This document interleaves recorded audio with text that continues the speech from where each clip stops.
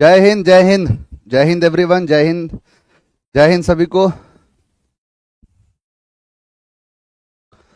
बिल्कुल बिल्कुल। Good morning. जय हिंद। आदाब। सत श्री अकाल। स्वागत है आप सभी लोगों का। हार्दिक इस्तकबाल है। उम्मीद करता हूं कि आप सभी लोग बढ़िया होंगे, मस्त होंगे, तंदुरुस्त होंगे, जबरदस्त होंगे। चलिए अपनी कहानी को आगे की तरफ लेके चला जाए। और जैसे हर दिन की तरह आज भी एक सेट का जो है शुरुआत किया जाएगा और खत्म भी कर दिया जाएगा। और आज हम बहुत सारे क्वेश्चंस के बारे में बात करेंगे। अनेकों प्रश्न जो है ऐसे आएंगे आज।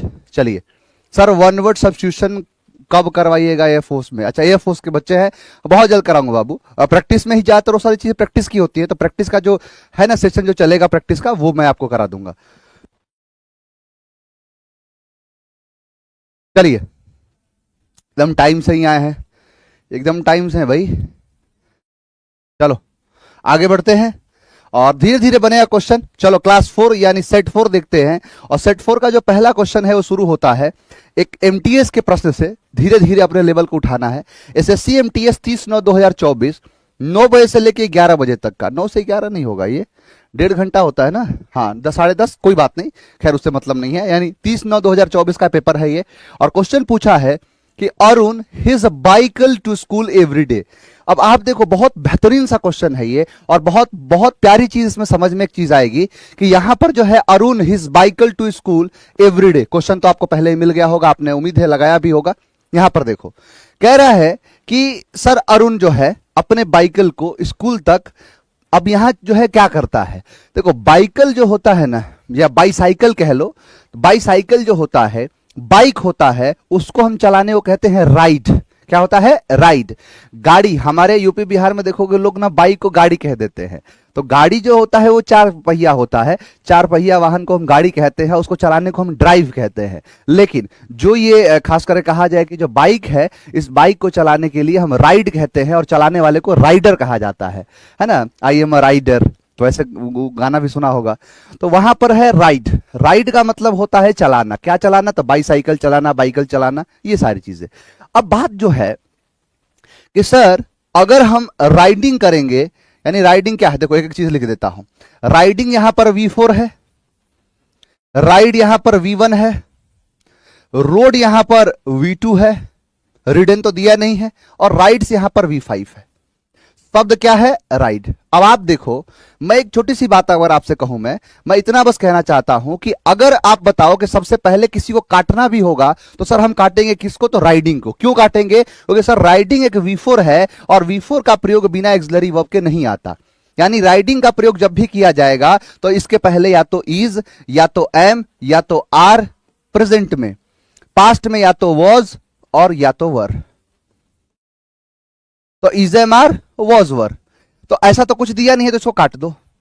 दूसरी बात, सर रोड कर सकते हैं, V2 कर सकते हैं, लेकिन V2 इसलिए नहीं करेंगे क्योंकि टेंस प्रेजेंट का है, सिंपल प्रेजेंट का है। सर कैसे पता सिंपल प्रेजेंट का है? इसमें तो पता ही नहीं है। तो यहां पर देखो, ये एवरीडे, ये चीख चीख के कह रहा है कि जो काम हर दिन होता है, रोज रोज होता है, हर बार होता है, बार बार होता है, उसको सिंपल प्रेजेंट में बनाते हैं। इसीलिए एवरीडे यहां पर लगा हुआ जो शब्द है, ये बता रहा है कि ये क्या है? तो सिंपल प्रेजेंट का है, सिंपल प्रेजेंट का।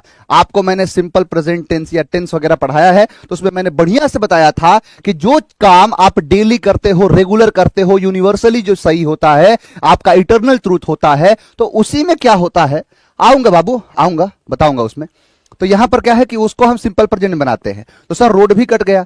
अब जैसे अरुण सिंगुलर है, तो सिंगुलर के साथ ही तो V1 प्लूरल होता है। V1 के साथ S और इस लगाओगे, यानी V5 सिंगुलर बन जाएगा, यानी प्लूरल है। राइड क्या है? प्लूरल है।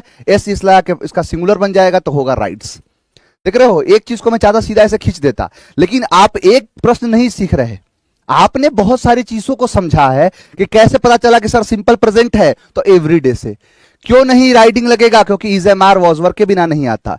हाँ, तो अब बात छिड़ गई इनमें। ये क्यों हुआ, ये क्यों नहीं हुआ? क्योंकि सर ये प्लूरल है, ये सिंगुलर है। ये क्यों नहीं? क्योंकि ये प्रेजेंट है। तो इस चीज का ध्यान रख के आपको काम करना है। अगला, what does it imply to people say to read between the lines. ये एक इडियम है, लिखने का तरीका थोड़ा कैजुअल हो गया है ना। हाँ,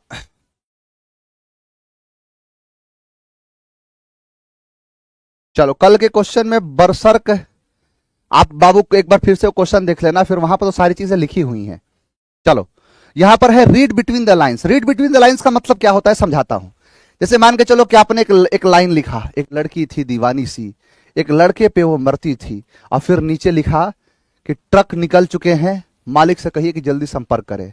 फिर एक लाइन लिखा, चोरी चोरी चुपके चिट्ठियां लिखा करती थी, जब भी मिलती थी वो पूछा करती थी कि जल्दी से कहो कि मेरे से बात करे और मुझे इन्फॉर्म करे।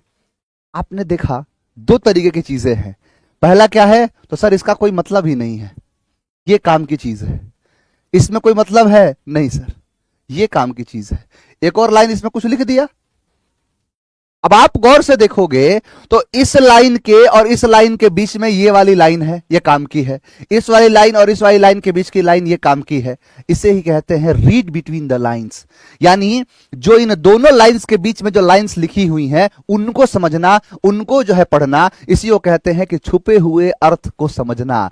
यानी कुछ ऐसी राज है जो छुपे हुए हैं, उनको क्या करना, डिकोड करना, समझना। तो इसी को कहते हैं रीड, पढ़ना, बिटवीन मतलब बीच का, लाइंस।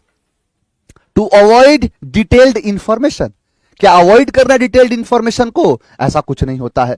टू स्किप यानी छोड़ देना initial and final lines in the paragraph, ना कि मतलब शुरुआती के और अंतिम के लाइंस को छोड़ देना पैराग्राफ के, एकदम नहीं।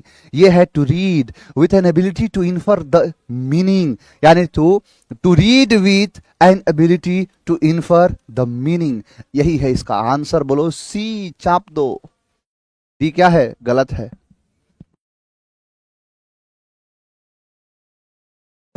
और देखो ये भी एमटीएस का ही क्वेश्चन है। क्या कह रहा है कि the projects tight deadline and complex requirements made it a, क्या है, gruelling task for the team. ये देखो क्या पूछा है, सिनोनिम पूछा है ना, सिनोनिम पूछा है। अब समझना इस बात को। कह रहा है कि जो प्रोजेक्ट का, इसका मतलब क्या हो गया, प्रोजेक्ट का जो टाइट डेडलाइन है और कॉम्प्लेक्स यानी जटिल जो जरूरतें हैं, रिक्वायरमेंट्स हैं, वो बनाया इसको एक gruelling task for the team. आप इस बात को समझना ध्यान से। ये क्वेश्चन जो पूछ रहा है, इस क्वेश्चन में आप देखो एक चीज और भी मैं बताऊंगा, आप थोड़ा सा इस चीज को समझना।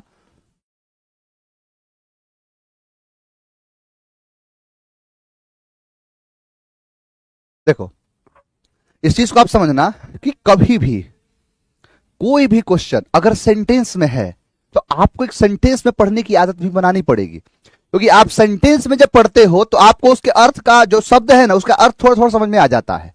समझ में आया? देखो क्या कहा मैंने, कहा कि प्रोजेक्ट के जो टाइट डेडलाइंस है और कॉम्प्लेक्स रिक्वायरमेंट्स है, वो बनाया इस चीज को बड़ा ही ग्रूलिंग टास्क। एक शब्द है यहां पर ग्रू, आपको मैंने कराया था एक शब्द ग्रूसम। ग्रूसम का मतलब होता है खतरनाक, डेंजरस होता है। यानी कहने का मतलब यह है कि जो बड़ा ही मतलब खतरनाक टाइप का होता है ना, और बड़ा ही मतलब कह लो कि जटिल बना देता है, उस चीज को कह रहा है। हाँ देखो, अब आप देखो इंपावरिंग समझते हो ना, इंपावर का मतलब होता है किसी को सशक्तिकरण, यानी इंपावर का मतलब होता है सशक्त बना देना, यानी सशक्तिकरण कर देने को कहते हैं इंपावरमेंट। इसीलिए आप पढ़ते होगे वुमेन इंपावरमेंट, महिला सशक्तिकरण। एक्सेसिबल का मतलब होता है जहां पहुंचा जा सकता है या जिसे भेजा जा सकता है, एक्सेस दिया जा सकता है। चैलेंजिंग का मतलब चुनौतीपूर्ण।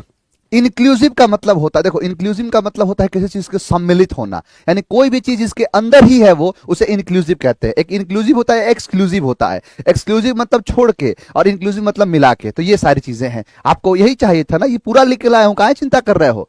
ग्रूलिंग का मतलब होता है भयंकर, भयानक। आपको शब्द में कराया था ग्रूसम, इसमें सम लगा दिया था, जिसका मतलब सम गुरु हमारे ग्रूसम होते हैं, डरावने होते हैं या खतरनाक होते हैं। तो ग्रूलिंग का मतलब हो जाएगा भयंकर, ठीक है।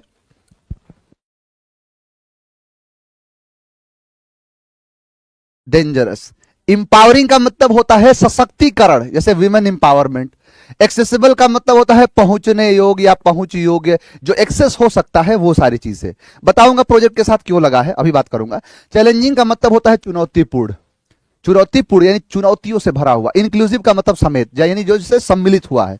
अब बच्चों का कहना है कि सर प्रोजेक्ट का, यानी कोई प्रोजेक्ट है, उस प्रोजेक्ट का टाइट डेडलाइन, तो यहां पर ये दिखाया है ना प्रोजेक्ट का, तो प्रोजेक्ट का टाइट डेडलाइन। अब आप कहोगे कि सर ये तो क्या कहते हैं कि नॉन लिविंग है, नॉन लिविंग के पोस्ट ऑफिस क्यों लगाया है? बिल्कुल सही कहना है, लेकिन क्या करें, जब क्वेश्चन में जहां चेंज करने की बात नहीं करी गई है तो हम क्या कर सकते हैं? यही तो एसएससी पर समझ में नहीं आता कि एक जगह तुम कहते हो गलत है और दूसरी जगह तुम कहते हो सही है। इना चोलबो, एक ही जो है एक ही तरीके से काम किया करो। तो एसएससी का तो मिजाज वो कौन सा एक गाना जो है, मैं अभी हाल फिलहाल के दिनों में कौन सा गाना सुन रहा था कि छने छने बदले तहरो मिजाज रजऊ, धोखेबाज रजऊ, वैसा ही कुछ एसएससी का है। इसका छन छन में मिजाज बदल जाता है।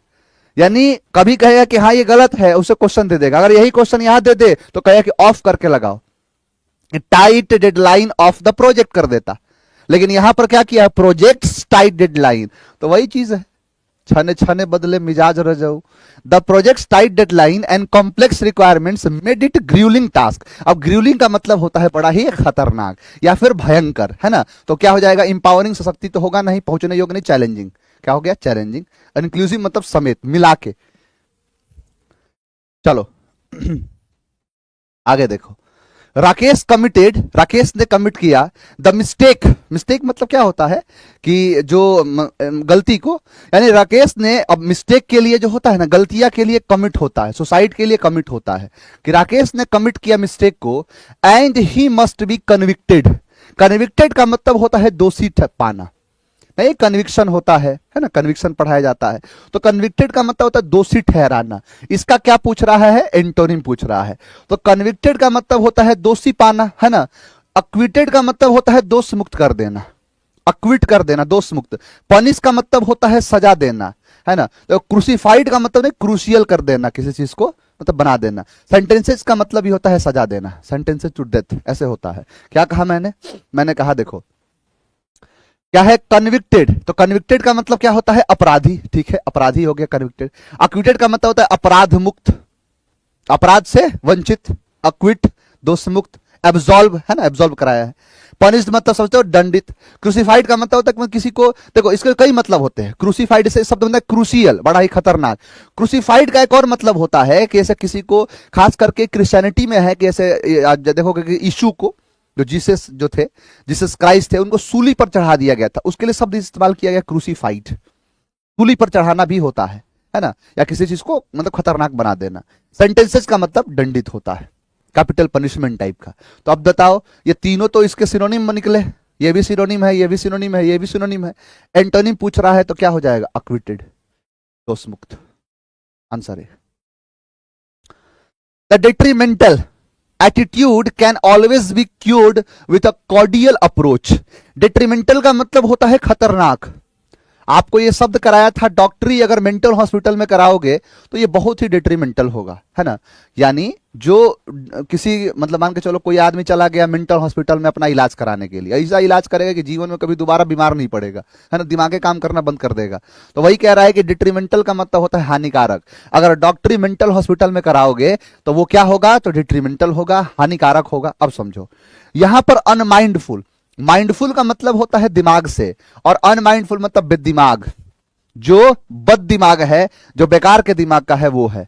कोऑपरेटिव का मतलब होता है कोऑपरेट करना, है ना, कोऑपरेटिव टाइप का होता है, किसी के साथ जो है ताल में ताल मिलाना, तो वही कोऑपरेटिव करना, है ना। कोऑपरेटिव बिहेवियर होता है किसी का, कि जो थोड़ा सा कोऑपरेट करता है उसके साथ।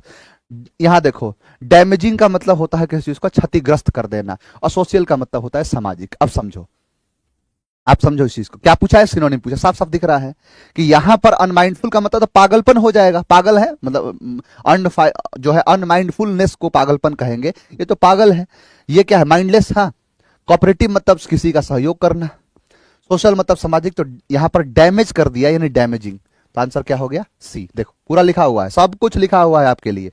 डिट्रीमेंटल हानिकारक, डॉक्टरी कराना मेंटल हॉस्पिटल में डिट्रीमेंटल है। मैं तो अभी और सोच रहा हूं कि इसके पीछे जो है ना, जो स्क्रीन है, ये जो क्वेश्चन जो मैं लिख रहा हूं, इस क्वेश्चन के पीछे जो इसका वाटर मार्क होता है, उस पर वो क्वेश्चन डाल दूं। उस जो क्लास का जो है ना पीपीटी जो है, उस क्लास का पीपीटी ये पीछे चिपका दूं, जो ब्लैक स्क्रीन है ना, उस पर पीपीटी डाल दूं, और उसके ऊपर ये क्वेश्चन को लिख दूं। इससे ये भी होगा कि वो भी देख लोगे, उसी पर आधारित ये रहेगा। तो मैं धीरे धीरे कुछ ना कुछ परिवर्तन तो करते ही रहेंगे, है ना। क्या कहा जाए, मेरी तो दिल तमन्ना है अनेकों प्रश्न ऐसे हैं जो दोहराए नहीं जाते, अनेकों जवाब ऐसे हैं जो बतलाए नहीं जाते। मेरी दिल तमन्ना है कि तुम्हारे कदमों में चांद तारे ला के रख दूं, लेकिन चादर के बाहर पांव फैलाए नहीं जाते। कुछ ऐसी बात हो गई है। मैं जितना कोशिश करूंगा कि आपके लिए बेहतर कर सकूं, बेहतर नहीं बेहतरीन कर सकूं, ये सारी चीजें करने की कोशिश, मेरी तमाम कोशिशें रहेंगी और आखिरी दम तक वो कोशिशें जारी रहेंगी कि आपके लिए क्या ऐसी चीजें जो सरल और जो है सहज बना दे इस चीज को, इसके लिए करेंगे। चलो देखो, तो ये है डिट्रीमेंटल हानिकारक, अनमाइंडफुल पागल, कोऑपरेटिव मतलब सहकारी। अब सहकारी में समझो, कोऑपरेटिव मतलब कोऑपरेट करना किसी के साथ, वो भी हो जाएगा। डैमेजिंग मतलब हानिकारक, है ना, डैमेज करने वाला। और सोशल का मतलब था सामाजिक। तो आंसर क्या था? डैमेजिंग। इसका आंसर क्या था? डैमेजिंग, तो डैमेज करता है। नेक्स्ट आओ। इट इज एसेंशियल दैट, यह बहुत जरूरी है कि you act in accordance, you act in accordance with the rules and regulation of the organisation. Exactly, बिल्कुल, यानी एक्ट करो, यानी it is essential that you act in accordance. Accordance का मतलब होता है, जो अकॉर्डेंस का मतलब क्या होता है? अकॉर्डेंस, है ना, अकॉर्डिंग होता है। अकॉर्ड मतलब, यहां पर एक शब्द है अकॉर्ड, अकॉर्ड का मतलब होता है समझौता। ANC एक नाउन है, आप अकॉर्ड शब्द याद करना। अकॉर्ड का मतलब क्या है? समझौता। तो वही ANC जो है क्या है? नाउन है, नाउन बनाने का काम कर रहा है।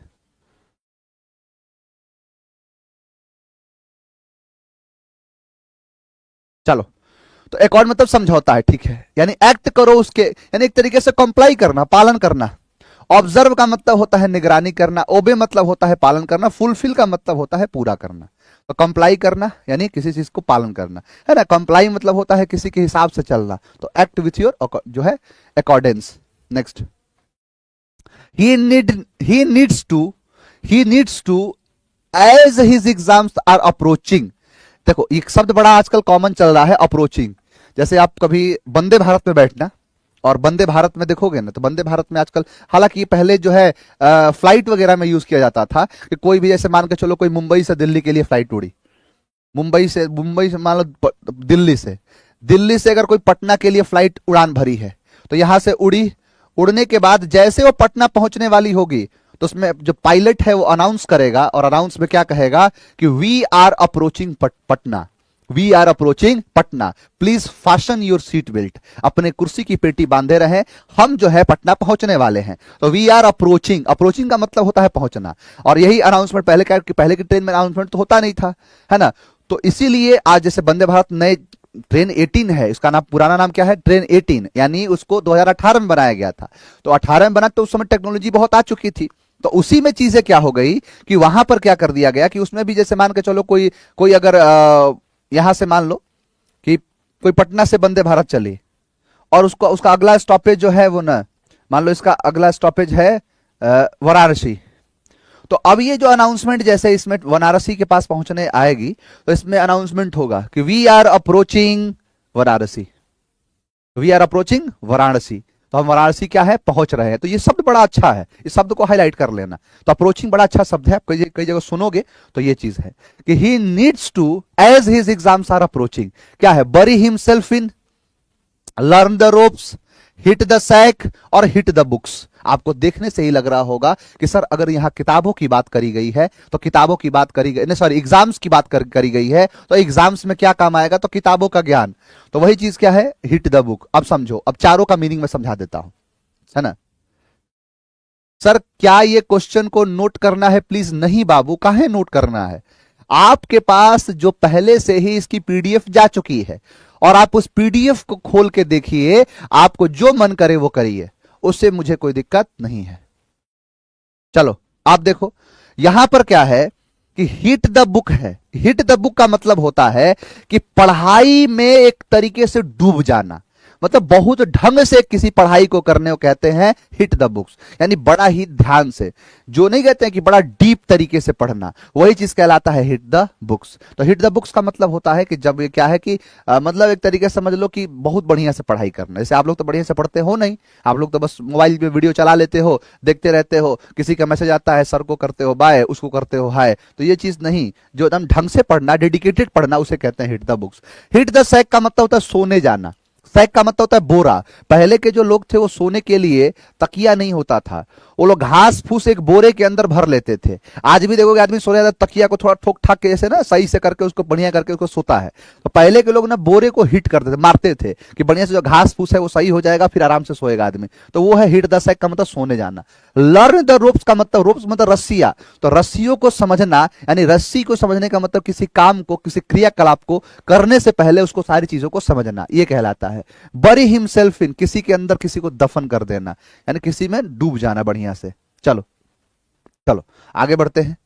बाई नेक्स्ट दिसंबर, अगले दिसंबर तक, ये ध्यान देना, ये दिसंबर, मैंने आपको एमडीएच रूल पढ़ाया था, उसमें एमडीएच में मंथ के साथ इन आता है, लेकिन यहां बाई आया है, मतलब इसका मतलब बाई नेक्स्ट दिसंबर, यानी अगले दिसंबर तक होगा। ये दिसंबर में नहीं, दिसंबर तक, है ना, दिसंबर तक होता है। जैसे एक्सपायरी डेट होता है तो बाई 28 फरवरी, यानी 28 फरवरी तक इसकी डेट है, तो बाई लिख देगा। तो by next December we will has lived कहां से होगा? विल एक मॉडल है और मॉडल के साथ हमेशा V1 आता है। मॉडल कितने होते हैं? Will, would, shall, should, can, could, may, might.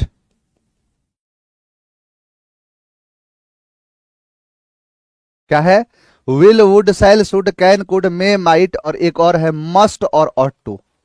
Must, ought to, ये अपने साथ V1 लेता है। हैज एक V5 है तो विल हैव, आंसर क्या हो जाएगा? B. Next, it is impossible to think of lady strangling as an ordinary mother. Ordinary का मतलब होता है सामान्य, है ना, ऑर्डिनरी मतलब होता है आम आदमी, अरविंद केजरीवाल, तो वही क्या है? ऑर्डिनरी। ऑर्डिनरी का मतलब होता है समान, यानी क्या? देखो यहां पर किया है सिनोनिम, देखो क्या है? अनलकी, लकी का उल्टा अनलकी, मतलब अभागा, है ना, भाग्यशाली जो ना हो। ब्लेस्ड का मतलब होता है खुश, या ब्लेस्ड का मतलब होता है कि जो है एक तरह प्रसन्नचित होना या आशीर्वाद मिलना। यूजुअल का मतलब होता है ऑर्डिनरी, यानी सिनोनिम पूछा है तो आंसर है यूजुअल। स्ट्रेंज का मतलब हो जाएगा अलग, अजनबी को कहते हैं स्ट्रेंज, इसीलिए जो कोई ऐसा आदमी आता है जिससे आप परिचित नहीं है उसको कहते हैं स्ट्रेंजर। क्या कहा मैंने? मैंने यही कहा कि ऑर्डिनरी का मतलब होता है साधारण आम आदमी, अनलकी का मतलब होता है बदकिस्मत, अभागा, ब्लेस्ड मतलब होता है सौभाग्यपूर्ण या खुश, बहुत ही नहीं, ब्लेस्ड किसी आशीर्वाद किसी को मिल गया। यूजुअल मतलब होता है साधारण, ये सिनोनिम है। और स्ट्रेंज मतलब, स्ट्रेंज के बहुत सारे मतलब, एक मतलब होता है गला घोटना भी, है ना, स्ट्रेंज मतलब गला घोटना, या कई ऐसी चीजें हैं। स्ट्रेंज का मतलब जो है एक तरीके से कि जो यहां पर देखो, यहां इसका मतलब गला घोटना नहीं होगा। इस क्वेश्चन के हिसाब से देखा जाए तो ये अजनबी की बात करता है, बिल्कुल सरवन ने सही कहा है, एलियन, एलियन कह सकते हो, तो वो स्ट्रेंज होता है ना, स्ट्रेंज बिहेवियर किसी का होता है। यहां पर वो नहीं है, लेकिन एक मतलब ये भी होता है। If you do not follow the rule, क्या कहा जाए? ऐसे क्वेश्चन है, इसके बारे में क्या ही कहा जाए। क्वेश्चन कह रहा है कि if you do not followed, मैंने आपको कितनी बार कहा है कि जब भी अपनी आंखों से क्या देखना, तो जब भी अपनी आंखों से आप डू देखो, आप डज देखो और आप डिड देखो, तो याद रहे कि इसके साथ हमेशा V1 का प्रयोग करना है। आप जब भी अपनी आंखों से हैज देखो, अपनी आंखों से हैव देखो, अपनी आंखों से हैड देखो, तो याद रहे V3 का प्रयोग करना है। जब भी आप इज हो, एम हो, आर हो, वॉज हो, वर हो, तो इसके साथ दो चीज, अगर एक्टिव वॉइस है तो V4 और अगर पैसिव वॉइस है तो V3। तो यही आपका क्वेश्चन पूछा है कि डू डज डिड के साथ V1 का प्रयोग होगा। इसका मतलब यहां पर यू डू नॉट फॉलोड नहीं, if you do not follow the rules you will not be allowed to stay at this hostel. तो यहां पर है डू नॉट फॉलोड नहीं, डू नॉट फॉलो। तो यहां पर कहा गया, ये रहा, देखो इफ यू शुड तो होगा नहीं क्योंकि मॉडल्स नहीं आता है, यहां कैनॉट भी नहीं होगा। If you do not follow सही है, बस यही है कि फॉलो कर देना है, तो आंसर क्या हो जाएगा? बी। कंडीशनल क्लॉज भी है। A Gita is considered to be a dialogue between the Pandava prince Arjuna, मतलब अर्जुन, and Lord Krishna.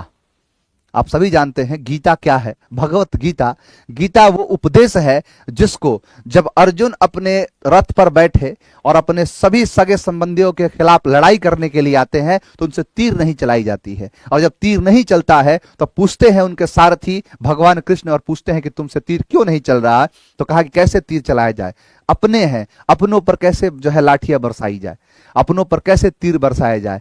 तो उसके बाद जो भगवान है और भगवान कृष्ण आके उनको उपदेश देते हैं, जिसके उपदेश को कहा गया है जो क्या है, तो भगवत गीता। क्या है वो? गीता है। तो एक होली है, एक पवित्र है, और पवित्र जो चीज है, एक ग्रंथ है, या कह सकते हो कि कोई भी रिलीजियस बुक है, उसके साथ आर्टिकल द का प्रयोग होता है। एक गीता का मतलब है कोई गीता, कोई गीता नहीं, गीता का मतलब एक ही है, द गीता। तो यहां पर क्या हो जाएगा, the Gita is considered, answer होगा ए। ऐसे ऐसे प्रश्न पूछे गए हैं। नेक्स्ट आओ, the officer was polite to the workers. कह रहा है क्या कि एप्रोप्रिएट वर्ड है। पोलाइट का मतलब होता है बड़ा ही कोमल का, कोमल दिल का, या पोलाइट मतलब होता है विनम्र टाइप का, है ना। कई लोग जैसे होते हैं क्या कि अगर किसी बड़े पद पर समझ गए तो छोटे वाले को नौकर समझ के बैठ जाते हैं। तो वही चीज है कि यहां पर नहीं, तो ऑफिसर वॉज पोलाइट, तो पोलाइट का मतलब होता है बड़ा विनम्र टाइप का, है ना। पोलाइट मतलब सभी के लिए, हम्बल क्या है, हम्बल, इसका एग्जैक्टली जो है अर्थ क्या है, हम्बल, तो हम्बल हो जाएगा। चलो आओ देखो, यहां पर है ऑफिशियस, एक तरीके से बड़ा ही ढीठ टाइप का होता है, हार्श मतलब कठोर हो जाएगा, और एडमेंट का मतलब होता है बड़ा ही जिद्दी टाइप का, अड़ियल टाइप का। तो वही चीज कहलाता है। क्या कहा मैंने कि जो पोलाइट है, विनम्र है। ऑफिशियस का मतलब हो जाएगा जो बड़ा ढीठ टाइप का, जो है किसी को जो है सामने वाले को, क्या देखो सब लिखा है, परेशान करने वाला, मतलब बड़ा बेकार टाइप है, वो चीज कहता है। यहां पर क्या है, हार्श मतलब कठोर, हम्बल मतलब विनम्र होता है, और एडमेंट का मतलब अटल, अटल मतलब समझते हो, ढीठ, मतलब जो कह दिया रिजिड टाइप का होता है। एक शब्द कराया था ऑब्स्टिनेट, वही चीज कहलाता है एडमेंट। तो वही चीज है। तो पोलाइट मतलब क्या हो जाएगा, विनम्र टाइप का, तो विनम्र है हम्बल, नहीं हम्बल रिक्वेस्ट है, तो बड़ा ही पोलाइट रिक्वेस्ट है। तो आंसर आंसर क्या है, C. Mahesh and his workers, Mahesh और उसके जो कर्मचारी जो हैं, विल हैव बीन वर्कड। देखो ये V1 है, ये V3 है, और ये V3 है। V3 और V3 एक साथ नहीं आ सकते, तो फिर कैसे आएगा सर? आपने एक टेंस पढ़ा होगा जिसको कहते हैं प्रेजेंट परफेक्ट कॉन्टिन्यूअस टेंस, या पास्ट परफेक्ट कॉन्टिन्यूअस टेंस। आपने कहा विल लगा लिया, तो विल या सेल, तो विल या सेल यानी फ्यूचर प्लस V1, फ्यूचर अब बन गया क्योंकि V1 लेगा ही, तो फ्यूचर परफेक्ट कॉन्टिन्यूअस टेंस, यानी विल सेल, हैव तो आएगा ही, हैव क्यों, V1 के लिए, और V3 परफेक्ट के लिए, यानी फ्यूचर परफेक्ट, तो फिर यहां पर क्या होगा, कॉन्टिन्यूअस, तो वर्कड नहीं वर्किंग, तो will have been working on the project for a long time, तो विल हैव बीन वर्कड नहीं वर्किंग होगा। Next, today's weather. अब ये मत कहना टूडे के साथ आता है ना जो, देखो यहां पर छूट गया है, अंडरलाइन छूट गया है वेदर का। कह रहा है कि today's weather is very pleasant said Maya. Maya ने कहा आज का जो मौसम है वो बड़ा खूबसूरत है। इस वेदर का मतलब होता है या, इस वेदर का मतलब क्या होता है, या, और ये बात हो रही है मौसम के बारे में। उस मौसम की अंग्रेजी क्या वेदर होता है, नहीं, क्या होता है, इस वेदर तो नहीं, वेदर, WEATHER, वेदर मतलब होता है मौसम। आज मौसम बड़ा बेईमान है, तो ये है वेदर। आपको कई बार मैं पढ़ाया था, जब भी मैं पढ़ाता हूं ये बात जरूर, जब भी वेदर पढ़ाता हूं उस वेदर के बारे में चर्चा करता हूं। देखो क्वेश्चन में पूछा है, तो ये चीज है। देखो यहां पर क्या है, इनकरेक्टली स्पेल्ड वर्ड, बहुत बार पूछा है, बहुत बार, मतलब एक बार नहीं 1000 बार पूछा है कैलेंडर का जो है स्पेलिंग एरर। कि कैलेंडर का जो सही अर्थ होता है, सही जो होता है वो क्या होता है, कुछ नहीं करता है, लास्ट में क्या कर देता है ना, ER कर देता है। बताओ जरा कैलेंडर की स्पेलिंग बताओ क्या होगा, कमेंट करो सभी, बताओ कैलेंडर की स्पेलिंग क्या होगा, बताओ कमेंट में।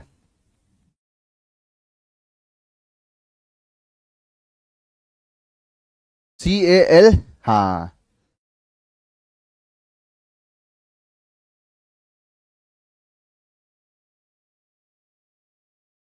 बिल्कुल बिल्कुल। देखो इसको याद करना, देखो आप लिखो ऐसे कल, फिर लिखो एंड हुआ है, और कल एंड हुआ और आज नया शुरू। नहीं, कैलेंडर में क्या होता है, एक दिन खत्म, जैसे आज देख लो, आज फरवरी जो है आज खत्म हो जाएगी, आज फरवरी की आखिरी तारीख है, और इस आखिरी तारीख के बाद एक नया जो है महीना शुरू होगा, जो मार्च का महीना होता है। तो जो है कल जो है, अब मान के चलो 27 तारीख हो अगर, तो कल एंड हो जाएगा और नया शुरू हो जाएगा, तो कल एंड अर, तो क्या हो जाएगा कैलेंडर, तो क्या हो जाएगा कैल एंड अर, आंसर होगा।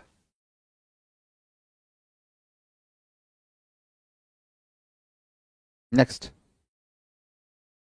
सर मैं वेस्ट बंगाल से, आपसे मिलना है, आप मिलेंगे? बिल्कुल मिलेंगे भाई, आपसे नहीं मिलेंगे तो फिर किससे मिलेंगे? आप ही तो हमारे लिए सब कुछ है, आप दिल हैं, आप जान है, आप, ये सब कुछ आप ही के नाम है। आपसे नहीं मिलेंगे तो फिर किससे मिलेंगे? हमारी तो सुबह भी आप है, हमारी शाम है आप।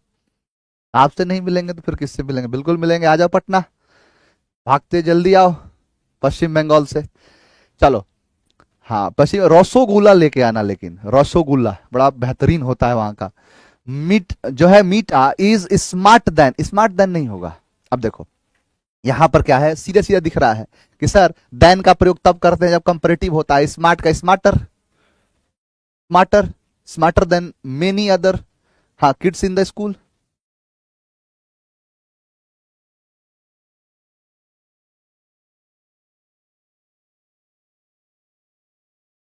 सर आज मेरा अच्छा दिन है क्योंकि आपसे लाइव पढ़ने का मौका मिला है। अच्छा जी, ऐसी बात है क्या? चलो आगे बढ़ो बाबू, नेक्स्ट। क्या कह रहा है ये? इनकरेक्टली स्पेल्ड वर्ड मोटिवेट, ये रहा motivate, motivation, answer A. Next, the lavish party had a luxurious atmosphere and elegant जो है डेकोरेशंस। लेविस का मतलब होता है खर्चीला, क्या होता है? खर्चीला। ये कह रहा है कि सर कैलेंडर का मतलब क्या होता है? कैलेंडर के बहुत सारे मतलब होते हैं, और हमारे यहाँ देखोगे तो विक्रमी संवत जो है उसके हिसाब से कैलेंडर चलता है। इसे पंचांग भी कहते हैं, कई चीजें हुए, है ना।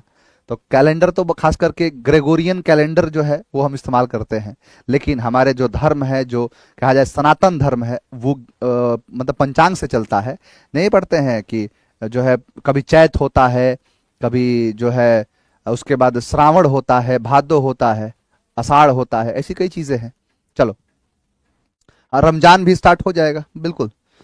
यहाँ आओ, रमजान इसी समय शुरू क्या करेगा? रमजान मतलब रोजा जो है, रोजा तो शायद मुझे लगता है कि अप्रैल मई में होता है शायद। खैर चलो उस पर बात नहीं करेंगे। द लेविस का मतलब क्या है? तो लेविस का मतलब होता है खर्चीला, है ना। लेविस मतलब होता है जो खर्चीला जो होता है वो चीज कहलाता है। तो लेविस मतलब बहुत ज्यादा खर्ची, एक्सेसिव का मतलब ज्यादा, मिडलिंग का मतलब होता है बीच में, मिडिल है जो क्या है, जो बीच में होता है। सिंपल का मतलब होता है साधारण, हैप्पी का मतलब होता है खुश। क्या कहा मैंने? देखो, लेविस का मतलब होता है खर्च करना, फिजूल का खर्च करने को कहते हैं लेविस। एक्सेसिव का मतलब हो जाएगा अत्यधिक, मिडलिंग का मतलब ना ही ज्यादा ना ही कम, मध्य में, सिंपल मतलब सरल, और हैप्पी मतलब खुश। सारी चीजें लिखी हुई हैं। क्या कहा मैंने कि सिनोनिम पूछ रहा है, तो लेविस का मतलब होता है बहुत ज्यादा, फिजूल का खर्ची, तो एक्सेसिव, सीधा क्या हो गया? एक्सेसिव। एक बच्चा कह रहा है कि सर आप हिंदू हैं कि मुस्लिम हैं? हम लोग के ये जो क्वेश्चन होते हैं ना, बड़ा अजीब से होते हैं। ये सब क्वेश्चन नहीं पूछना चाहिए, है ना। ये सब क्वेश्चन जो है नहीं कभी पूछना चाहिए, किसी से भी नहीं, मुझे लगता है किसी टीचर से भी नहीं पूछना चाहिए। नहीं है, मैं तुम्हें अपने वसूलों के कसम देता हूं, मुझे मजहब की तराजू में ना तोला जाए, मैंने इंसान ही रहने की कसम खाई है, मुझे हिंदू या मुसलमान ना बोला जाए। तो ये चीज आप ध्यान रखना, कभी दोबारा ये चीज मत पूछना। The tea at this cafe is best than, best than, best than थोड़े होगा, बेटर देन होगा। बोलो answer D. I received a parcel in the mail today. अब यहां पर पूछा है इनकरेक्टली वर्ड रिसीव्ड, तो RECEI तो ठीक है, EVED, RECIE नहीं होगा, आई भी नहीं, यहां EIVED, ई कर दिया है, तो रिसीव्ड। कहा था ना जब सी हो या सी साउंड हो, टी हो या सी साउंड हो, तो सी और सी साउंड जो होता है उसके साथ, मतलब जो सी होता है या सी साउंड होता है तो ई आई होता है, E I. Next, an order of law requiring people to remain indoors, ये क्वेश्चन बताओ, वन वर्ड सब्स्टिट्यूशन का क्वेश्चन है ये। कह रहा है कि एन ऑर्डर, एक आदेश, ऑफ लॉ, नियम का, जो रिक्वायरिंग करता है, जरूरत दे रहा है लोगों को मतलब टू रिमेन इंडोर्स, के घर के अंदर ही रहे, उसे क्या कहते हैं? कर्फ्यू। नहीं, कहीं पर कर्फ्यू लग जाता है तो कर्फ्यू का मतलब ही होता है क्या? तो कर्फ्यू का मतलब है कि जब आप घर में रहो। चेक इन नहीं होता है बाबू, चेक इन का मतलब होता है जब होटल उटल में कोई जाता है तो उसके अंदर रहता है ना। यानी कि जो मतलब होटल में जाएगा तो चेक इन करेगा, जब रहेगा उसमें, जब अंदर एंट्री ले लेगा तो उसे कहते हैं चेक इन, और बाहर जब चला जाएगा तो चेक आउट, तो वो चेक इन और चेक आउट। रिस्ट्रिक्शन का मतलब होता है पाबंदी, रोक लगा देना किसी को, उसे रिस्ट्रिक्शन कहते हैं। लिमिट का मतलब होता है निहित कर देना, किसी को इतने में ही बनाना कि तुम्हारी लिमिट ही यहीं तक है। जैसे मान के चलो कि गाड़ियां होती हैं, तो गाड़ी में जो है स्पीड तो कई कई होती है, 160 180 की होती है, लेकिन जो मतलब जो ट्रैफिक नियम कहता है कि ट्रैफिक नियम में क्या कहना है कि आप गाड़ी इससे ज्यादा नहीं भगा सकते, अगर उससे ज्यादा भगाओ चालान कट जाएगा, यानी उसकी लिमिटेशंस है ना, लिमिट का बनाई गई है। तो ये सारे चीजें हैं। क्या कहा मैंने कि जो कर्फ्यू लगता है वो चीज है। चेक इन का मतलब होता है, देखो कई चीज हो, चेक इन मतलब जांच करना भी होता है, और जो होटल उटल में जो जाता है उसे अंदर जब एंट्री लेता है उसे चेक इन कहते हैं। रिस्ट्रिक्शन मतलब प्रतिबंध, और लिमिट का मतलब होता है सीमा, है ना, तो कर्फ्यू हो जाएगा। Which of the following idioms mean to steal from a shop, यानी to steal from a shop, इसको क्या कहते हैं? इसे कहते हैं 5 फिंगर डिस्काउंट, 5 उंगलियों का डिस्काउंट है ना, 5 फिंगर डिस्काउंट। देखो ये 5 उंगलियां बनाई गई हैं एक एक चीज को लेके, ये 5 है तो ये 1, ये 2, 3, 4 और यहां पर 5। अब ये जो है, जैसे मान के चलो कि एक उंगली का मतलब 20% है ना, 20%, 2 का मतलब 40%, 3 का 60%, 4 का 80% और 5 का 100%, यानी ये परसेंट वाइज होता है। तो 100% का डिस्काउंट का मतलब क्या है? चुरा ही लाया है ना। जैसे इतना डिस्काउंट मिल गया कि ऐसा लग रहा है कि फ्री में ही उठा लाया है, चुरा लाया है, उसे ही कहते हैं 5 फिंगर डिस्काउंट। गोल्डन अपॉर्चुनिटी का मतलब अच्छा चांस, सुनहरा मौका कहते हैं। ब्लैक शिप का मतलब होता है बदनाम व्यक्ति, ब्लैक मतलब होता है कलंकित, जो ब्लैक शिप है, जो बदनाम व्यक्ति है उसे कहते हैं। जैसे आप बचपन में पढ़े होंगे, baa baa baa black sheep, have you any wool, yes sir 3 bags are full, तो वही ब्लैक शिप, बदनाम व्यक्ति है वो। ग्रीन थम मतलब जिसको बागवानी करने का बहुत ज्यादा शौक हो, जिसको बहुत ज्यादा शौक होता है बागवानी करने का। सर आप हिस्ट्री भी पढ़ा दिया करो, पढ़ाता तो हूं क्लास में, है ना। देखो जैसे यहां ग्रीन थम्स आपसे पूछेगा कि बताइए जो कौन ऐसा मुगल बादशाह था जिसको बागवानी करने का बेहद शौक था, उस व्यक्ति का नाम है जहीरुद्दीन बाबर। बाबर जो था उसको बागवानी करने का बहुत शौक था, वो जगह जगह पर बाग और बगीचे लगाया करता था। तो वही चीज है, तो जो क्या है कि जो मतलब जिसको बागवानी करने का शौक होता है उसे कहते हैं। सर आपने बताया कि सुपरलेटिव डिग्री के साथ आर्टिकल द का प्रयोग होता है, ठीक है, आपने बिल्कुल बिल्कुल सही है बाबू, एकदम सुपरलेटिव डिग्री के साथ आर्टिकल द ही आएगा, द का ही प्रयोग किया जाएगा। हाँ आप क्वेश्चन बताओ, कौन सा क्वेश्चन में आपको दिक्कत है, मैं उसमें आके एक बार बताता हूं मैं आपको। चलो, तो ग्रीन थंब का मतलब क्या होता है? बागवानी करने का जिसको शौक होता है उसे कहते हैं। आगे बढ़ो। इडिबल का मतलब होता है खाने योग्य, यानी जो खाने योग्य जो होता है उसे इडिबल कहते हैं। जैसे इडिबल ऑयल होता है, क्या होता है? इडिबल ऑयल, यानी जिसको खाना, जैसे ऑयल जो होता है, सरसों का तेल हम पीते नहीं है, उसको खाते हैं, सब्जी में डाल के खाते हैं, है ना, सब्जी में डाल के उसका सेवन किया जाता है, खाया जाता है। तो वही चीज क्या है कि यहां पर इडिबल जो है ना, यहां पर इडिबल जो है वो खाने की बात करता है। आप पढ़ोगे भारतीय संविधान में जो है आर्टिकल 47, किसी राज्य को यह पूरा पूरा अधिकार है कि किसी खाने पीने यानी इडिबल पोर्टेबल चीजों पर पाबंदी लगा सकता है। तो वही क्या है? आर्टिकल 47 एक राज्य के मुखिया को यह पावर देता है, इंपावर करता है। तो इडिबल मतलब होता है खाने योग्य, पोर्टेबल मतलब होता है पीने योग्य। इडिबल मतलब खाने योग्य, पोर्टेबल मतलब पीने योग्य। नॉक्सियस का मतलब होता है, मतलब नॉक्सियस मतलब नुकसानदेह, है ना। नॉक्सियस का मतलब होता है नुकसानदेह, यानी जो नुकसान करने जो लायक होता है। नॉइजम का मतलब होता है बहुत ज्यादा शोर शराबा, आवाज जो बहुत ज्यादा आता है। मॉर्टल का मतलब होता है मरणशील, जैसे नहीं कहते मैन इज मॉर्टल, इंसान मरणशील है। हर बात झूठ है लेकिन सच एक ही है कि यहां पर आए हैं वो जाना है, तो वही चीज कहलाता है क्या, मोर्टल। और यहां देखो न्यूट्रिशिव का मतलब होता है कि जो पौष्टिक है ना, मतलब खाने पीने से ही बात करता है ना। जो न्यूट्रिशिव होता है यानी बहुत ही पौष्टिक जिसे कहते हैं, तो यही होगा। बाकी ये तो मरणशील है, ये गंदा ही है, मतलब गंदा कह लो, शोर शराबा कह लो। नॉक्सियस का मतलब होता है नुकसानदायक। क्या है तो इडिबल मतलब खाने योग्य, पोर्टेबल मतलब पीने योग्य, नॉक्सियस मतलब हानिकारक, नॉइजम का मतलब होता है बदबूदार, बहुत गंदा सा, वो कह सकते हो। मोटिव का मतलब होता है मृत्यु, है ना, कोई मरेगा जो, वो। जो न्यूट्रिशिव का मतलब है पोषक। Sir the most learning platform होगा ना, बिल्कुल। अच्छा अच्छा अच्छा, आपने वो कहा है ना कि जो नहीं होता है मोस्ट, जो है ट्रस्टेड, हाँ, तो मोस्ट नहीं द मोस्ट होना चाहिए, बिल्कुल सही कहा है आपने। तो खैर उससे कोई दिक्कत नहीं है। हाँ, एक बच्चे ने बड़ा बेहतरीन सा जो है एक जो है गलती को पकड़ा है। जैसे हमारे केजीएस में लिखा है ना कि मोस्ट ट्रस्टेड लर्निंग प्लेटफॉर्म है, तो मोस्ट ट्रस्टेड नहीं द मोस्ट ट्रस्टेड होगा। मोस्ट का मतलब होता है सुपरलेटिव, मतलब सबसे बेहतरीन, तो वही क्या हो जाएगा, द मोस्ट। बिल्कुल सही कहना है, हाँ बिल्कुल। क्वेश्चन में इसी का ध्यान, कोई कई देखो कई चीजें क्या होती है ना कि आप देखोगे कई जगह ऐसी गलतियां मिलेंगी, लेकिन बोलचाल की भाषा मिलेंगी, क्वेश्चन तो क्वेश्चन है, गलती तो गलती है। चलो देखो, कह रहे कि morbid compulsion to consume alcohol continuously, एकदम पियक्कड़, इसको क्या कहते हैं, पियक्कड़। जो पियक्कड़ होता है एकदम दिन भर शराब पीता है ना, नशा में एकदम डूबा हुआ है।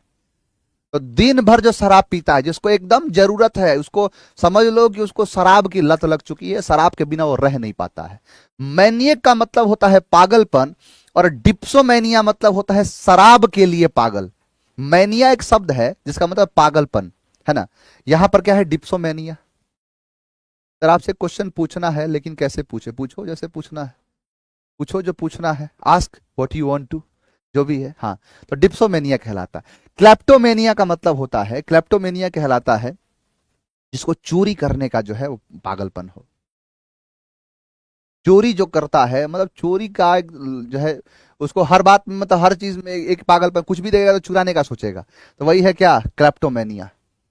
हाँ, देखो यहाँ पर साइट्रोमेनिया है, साइट्रोमेनिया एक अलग चीज है, इसको नहीं बताऊंगा। चलो, मैनियक मतलब पागल है, डिप्सोमेनिया मतलब होता है शराब की लत है, क्लेप्टोमेनिया मतलब चोरी करने की बीमारी है, तो यही है। समझ में आया, चलो आओ। After she will get her degree, after she will नहीं, आफ्टर एक जो है कंडीशनल क्लॉज है, नहीं कहा था if even if till until unless, till until unless, फिर था when whenever, before after, तो इसके बाद मॉडल का प्रयोग नहीं होता है, तो विल नहीं लगेगा। क्या लगेगा, तो सर आप देखो आगे क्या लगा है कि सी मूव्ड, यहां पर है क्या, सी मूव्ड टू जर्मनी, तो आफ्टर सी किसके बाद, कि जो है आफ्टर। अब देखो एक चीज समझना यहां पर, आप जरा इसका आंसर बताओ क्या होगा, सोच समझ के इसका आंसर देना, इसका सोच समझ के आंसर देना, क्योंकि दो तीन चीजें इसमें ध्यान रखना है। मॉडल्स तो नहीं होगा ये तो मान लिया, लेकिन फिर आखिर करेंगे तो सही किसको करेंगे, जरा ये बताओ। देखो एक चीज समझना, आप यहां पर कहोगे कि सर आफ्टर के बाद तो V1 आ सकता है, V5 आ सकता है, V2 आ सकता है, या हाइट प्लस V3 भी आता है, कोई दिक्कत वाली बात नहीं है, इसमें नहीं दिया है। अब देखो कि C के साथ गेट नहीं लगेगा, गेट्स लगेगा, तो ये काट दिया, ये गया, चेंज तो करना ही, नो सब्स्टिट्यूशन। अब दो है ऑप्शन, एक कह रहा है कि आफ्टर सी गेट्स हर डिग्री, आफ्टर सी गेट्स हर डिग्री, यानी ये प्रेजेंट की बात कर दिया, तो फिर यहां पर मूव्ड किया है, ये पास्ट है, तो कैसे ये पॉसिबल है कि एक क्लॉज पास्ट का और एक क्लॉज प्रेजेंट का, इसीलिए गेट्स नहीं होगा, गॉट होगा, ये ध्यान रखना। क्या होगा, गॉट होगा, क्योंकि दोनों एक बराबर होना चाहिए, दोनों एक जैसा होना चाहिए। समझ में आया, तो इस चीज का ध्यान रखना, ये क्या है पास्ट में, तो ये भी होगा पास्ट में, नहीं तो ब्लंडर हो जाएगा, यहां करोगे ना तो फिर आगे विल लगाना पड़ जाएगा। सिंपल प्रेजेंट में जब कंडीशनल होता है तो उसमें लगाना पड़ता है क्या, जो मतलब विल का यूज करना पड़ेगा। चलिए सर प्लीज वैलिडिटी बढ़ा दीजिए, अब कितना वैलिडिटी फाउंडेशन 4 का तुमको चाहिए, कुछ दिन में फाउंडेशन 5 पूरा होने वाला है बाबू। चलिए, तो आपका ये सेट पूरा हुआ, मन लगा के पढ़ते रहिए। अब आपसे मैं मिलूंगा मंडे को। तो उम्मीद है कि इस बीच में जो भी क्लासेस हुई हैं, जितना भी आपने पढ़ा है वो बहुत बढ़िया तरीके से आपने पढ़ा है। इन चारों चीजों को आज मैं कह रहा हूं, इन चारों चीजों को पूरा आंसर की के साथ स्क्रीन पीडीएफ के साथ आपके बैच में अपलोड कर दिया जाएगा। इसको आप बढ़िया से देख लीजिए और बढ़िया से चारों चीजों को, जो जो क्वेश्चन है, जिस चीज में दिक्कत है वहां पर आप जो है उसको समझिए, उसको कोशिश करिए कि हाँ वो डाउट जो है दूर हो जाए। अगर इसके बावजूद भी आपको अगर कोई दिक्कत है, अगर कोई दिक्कत लग रहा है, आप मेरे इंस्टाग्राम पर जाइए, उसका फोटो खींचिए और फोटो खींच के मुझे फटाफट से वहां पर भेज दीजिए। इंस्टाग्राम आप सबको पता है, इंग्लिश विथ पीएस सर लिखोगे तो आपको मेरा इंस्टाग्राम आईडी मिलेगा, वहां मैसेज करना कि सर ये क्वेश्चन है। मुझे लगता है शायद 16,000 के आसपास में जो है बच्चे हैं उनमें, और जो है वो देखते हैं और वहां पर क्वेश्चन के लिए मेनली मैंने उसको बना रखा है। तो आप जो है अपना जो भी डाउट हो, अगर इसके बावजूद भी अगर कोई डाउट रह जाता है तो आप उसका फोटो लीजिए बकायदा, और फोटो लेके मेरे तुरंत जो है इंस्टाग्राम पर भेजिए, मैं वहां से आपको रिप्लाई कर दूंगा, वहां से मैं उसको देख लूंगा। क्लियर है? और अगर ऐसे बहुत सारे डाउट, देखो मेरा पूरा प्रयास रहता है कि डाउट नहीं हो, लेकिन अगर बावजूद भी डाउट है तो हम एक ऐसा सेशन ही रख लेंगे सैटरडे को, संडे को, जिसके अंदर हम उन डाउट्स पर पूरी चर्चा कर लेंगे। तो अब मेरा प्रयास तो पूरा रहेगा कि आप जो है आपके डाउट बचे ही ना, आप बढ़िया से, आपके डाउट बस यही रहते हैं सर ये बैच कब आएगा, वो बैच कब आएगा, ये कैसे होगा, वो कैसे होगा, तो ये सारी चीजें हैं। चलिए, हाँ काफी है फाउंडेशन में। देखो फाउंडेशन बैच जो है ना, अगर आप एसएससी की तैयारी करते हैं, देखो फाउंडेशन बैच सबका ना एक तरीके से कहा जाए सुपरलेटिव है वो।